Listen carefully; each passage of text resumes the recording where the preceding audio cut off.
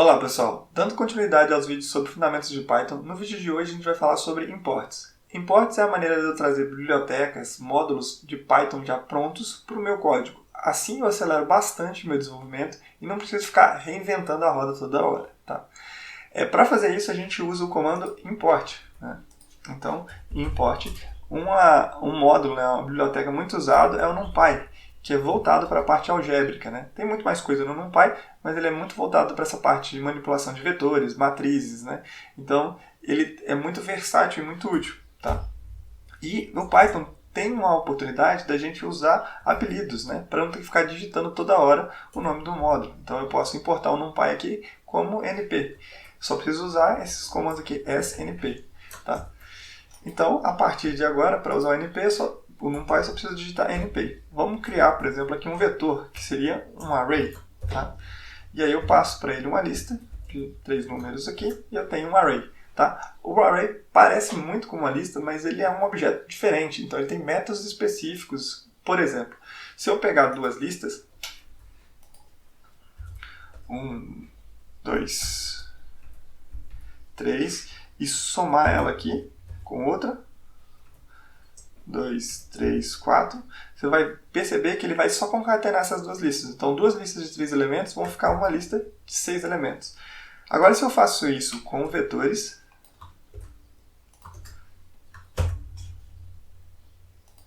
vamos copiar esse aqui mesmo, np.array. Se eu faço isso, o que ele vai acontecer? Ele vai somar elemento por elemento, mas continua nesse mesmo formato. Então, ele somou aqui 1 mais 2, 3, 2 mais 3, 5, 3 mais 4, 7. Ou seja, ele está literalmente fazendo uma operação vetorial, somando um elemento por elemento. Tá? Então, eu poderia também multiplicar e fazer várias operações com vetores aqui. Tá bom? O NumPy é muito poderoso, é uma biblioteca que vale a pena você explorar, tem muito mais coisa a ser feita usando ele. Tá? Outra biblioteca que a gente usa muito, ou módulo que a gente usa muito em Python, especialmente em Data Science, é o Pandas. Tá? Então vamos importar o Pandas aqui, spd. Tá? Vou colocar o apelido aqui de pedir para facilitar, para não ter que ficar toda hora digitando também. E vamos criar um data frame. Data frame é uma estrutura de dados. O Pandas é voltado para manipulação de dados, né? Então, ele tem muitos objetos e modos que facilitam isso. Séries, data frames. E aí o data frame tem muitos métodos dentro dele que facilitam essa manipulação. Então, vamos criar um data frame para mostrar a vocês como ele é poderoso. O data frame é como se fosse uma tabela, tá? Então, eu vou passar aqui valores para ele, no formato de lista. 1, 2, 3, 4 e 5. E eu tenho que dar um nome para essa coluna. Né? Então, eu vou passar aqui no columns, o argumento columns, eu vou passar o nome da coluna. Vamos colocar aqui vendas. Tá bom? E aí eu criei... Opa, faltou um N aqui. Columns. E aí eu criei uma tabela, né, que tem um index aqui, que ele, como eu não passei o index, ele já criou esse index para mim, em números inteiros, de 0 a 4 aqui, e já colocou esses valores que eu passei para ele aqui, e pôs o título dessa coluna aqui, vendas. Eu poderia também fazer um data frame com várias colunas, só que a estrutura para eu passar para ele seria um pouco diferente, tá? Como é que seria isso? Eu passaria uma lista, mas cada elemento dessa lista ele consideraria como uma linha. Então, para eu fazer todas as colunas, eu teria que passar tuplas da quantidade de colunas. Simplificando, é basicamente assim. Vamos fazer aqui, sei lá, um data frame de vendas de 2 meses, né? E vamos colocar as colunas aqui, que foram os meses que as vendas que a gente vai passar. Só para facilitar. Vamos colocar abril e maio, tá? Ou seja, a gente quer fazer um data frame de várias linhas, mais 2 colunas. Nesse caso, as várias linhas, cada linha seria uma tupla. E aí, por exemplo, eu passo 1 e 2, no caso aqui ele faria 1 sendo a venda de abril, a primeira linha, e 2 sendo a venda de maio. Tá? E aí eu quero fazer a segunda linha, então eu viria aqui 3 e 4. A terceira linha, 5 e 6. Se eu fosse aumentando o tamanho de linhas, do tamanho da tupla, eu só estou aumentando o número de colunas. Se eu for aumentando o número de elementos nessa lista, eu estou aumentando o número de linhas. Tá? Então ficaria desse formato aqui. Perceba que ele pegou todos esses primeiros elementos da tupla e colocou para abril. Pegou todos os segundos elementos aqui, que são números pares, 2, 4 e 6, colocou aqui em maio, tá? E eu poderia também colocar um index, né? Não deixar só esse index pré-pronto aqui. Vamos colocar aqui como se fossem uns dias da semana, né? Como se essas vendas tivessem ocorrido em uns dias da semana específicos, tá? Então vamos passar aqui o index e vamos passar esses dias da semana. Segunda, terça, quarta. Perceba que eu tenho que passar o número de index aqui, tem que ser o número de elementos da lista, porque, como eu disse, o número de elementos da lista é o número de linhas, então o index é um index para cada linha. Aí agora, o que isso me permite? Vamos colocar isso aqui numa variável, só para a gente manipular. Essa variável df, vamos mostrar aqui como ele está. Agora imagine se eu quisesse trazer os dados só simplesmente de uma linha aqui, né? Então vamos trazer dados da linha de segunda. Então eu usaria o método lock e colocaria aqui o index da primeira linha, que no caso aqui é segunda. E aí ele me traria os valores, 1, 2, abril e maio. O que foi em abril, o que foi em maio. Então ele permite isso. E eu poderia fazer coisas mais complexas também. Eu poderia trazer duas linhas, né? Aqui no caso, se eu não me engano, assim. E aí ele me trouxe duas linhas, a segunda e a terça. Eu poderia também trazer as colunas, só que aí no coluna não preciso nem do método lock. Vamos trazer a coluna abril aqui. E aí ele me traz todos os elementos da coluna. Tá? Isso aqui é para eu trazer os dados dessa tabela. Tá? Mas eu tenho métodos que facilitam bastante. Imagina se eu quisesse todas essas somas aqui. Eu venho aqui, então, df.sum.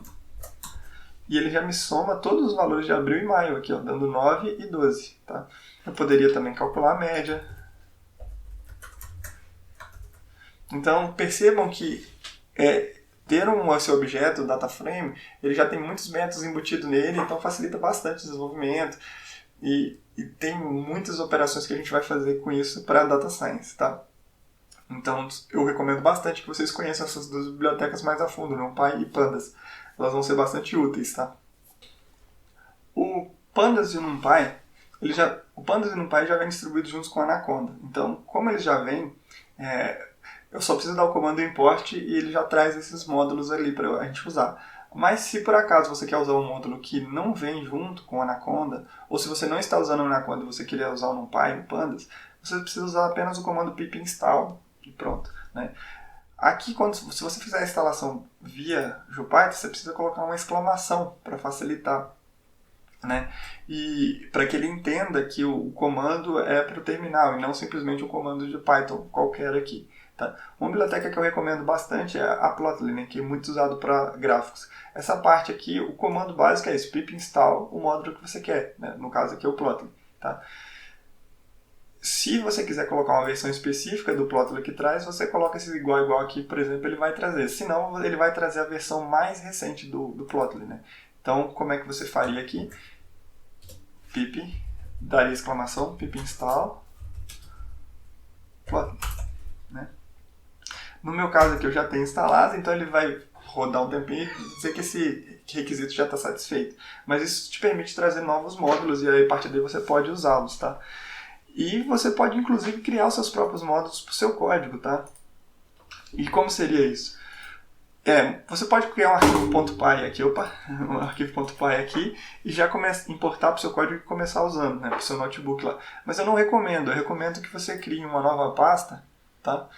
Para que isso fique separado, para que não vire uma bagunça seu diretório raiz. E aí você coloca um nome nela, vamos colocar aqui fundamentos, o nome do meu módulo. Tá?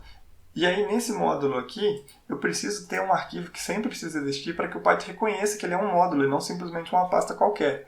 É um arquivo Python vazio, tá? Mas ele tem que ter um nome muito específico, né? Que é __init _ novamente .py. Pronto.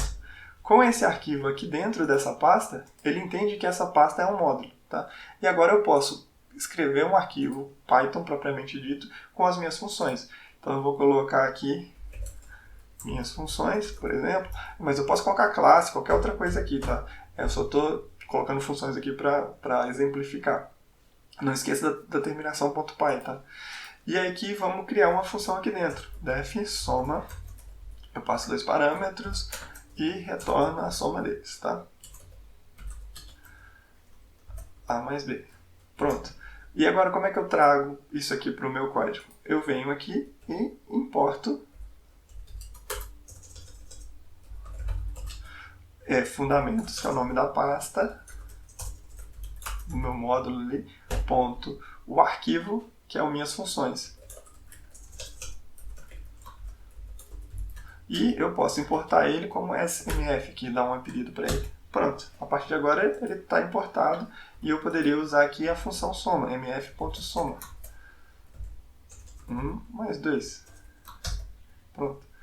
Agora, se eu quisesse trazer só essa função, e não o pacote mf como um todo, eu poderia fazer assim, ó.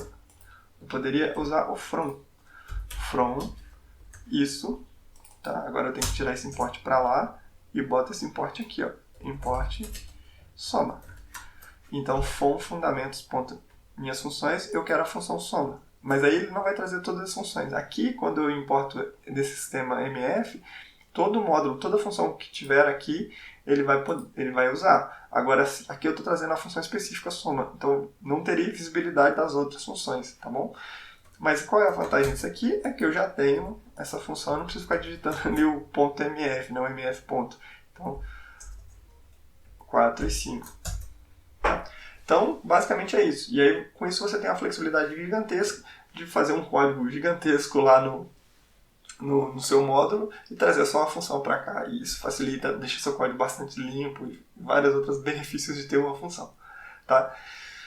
Por enquanto é isso, pessoal. Esse foi o vídeo sobre imports. Tá? E a gente se vê no próximo vídeo, que é o vídeo que a gente vai tratar sobre erros no Python. Tá? Muito obrigado e até o próximo vídeo.